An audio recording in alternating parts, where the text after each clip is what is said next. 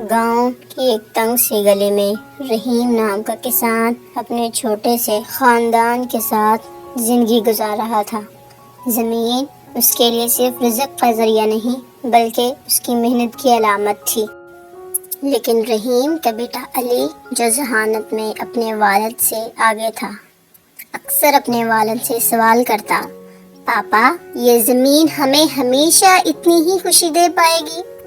کیا ہم کبھی کچھ اور پائیں گے؟ رحیم ہمیشہ مسکرا کر جواب دیتا، بیٹا زمین ہمیں محنت کے بدلے رزق تو دیتی ہے، لیکن کبھی کبھی تقدیر بھی اپنی چمک دکھاتی ہے۔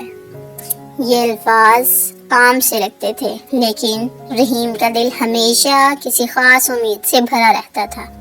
ایک دن جب رحیم کھیتوں میں کام کر رہا تھا، اس کی ملاقات ایک بوڑھے بابا سے ہوئی۔ وہ بوڑھا بابا جو سر پر دھوپ کی ٹوپی لیے ہلکی ہنسی کے ساتھ زمین میں کوئی راز تلاش کرنے والے نظر آ رہا تھا۔ بابا رحیم کے پاس آیا اور اس کی آنکھوں میں ایک خاص چمک تھی، جیسے وہ کچھ جانتا ہو جو رحیم کو نہیں پتا تھا۔ بیٹا، بابا نے کہا، تمہاری زمین میں ایک خزانہ دفن ہے، تمہیں اسے بس تلاش کرنا ہے۔ رحیم نے جھٹکے سے پوچھا، خزانہ؟ کہاں؟ بابا کی آواز میں کچھ ایسا تھا جیسے وہ کسی راز کو ظاہر کرنے کے بجائے ایک سوال پر روشنی ڈالنے آیا ہو۔ جو زمین تمہارے پاس ہے اس کے نیچے خزانہ دفن ہے، تمہیں بس اسے تلاش کرنا ہے، لیکن یاد رکھو یہ کوئی آسان کام نہیں ہوگا۔ رحیم نے سوچا کہ یہ شاید بس ایک افواہ ہے، لیکن علی کی آنکھوں میں چمک تھی۔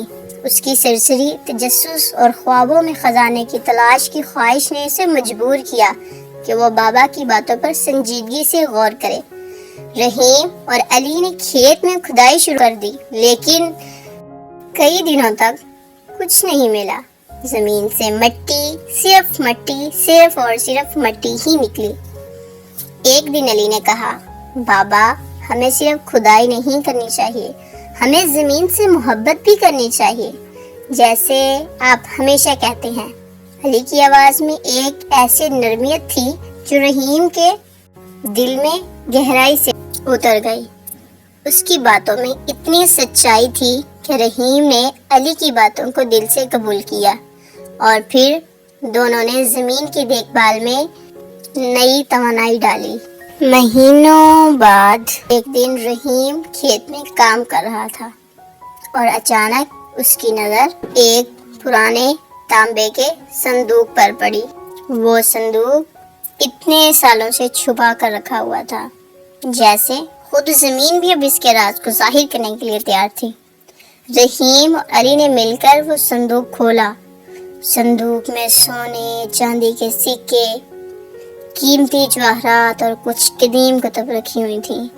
دونوں کی آنکھوں میں حیرت اور خوشی کی ایک لہر دوڑ گئی، لیکن اس خزانے کا سب سے قیمتی حصہ وہ تھا جو انہیں اس پورے سفر کے دوران ملا تھا، زمین سے محبت اور محنت کا اصل سبق۔ وہ خزانہ صرف سونا چاندی کا نہیں تھا، بلکہ ان کے دلوں میں اتحاد، قربانی اور محنت کے جوہر کا خزانہ تھا۔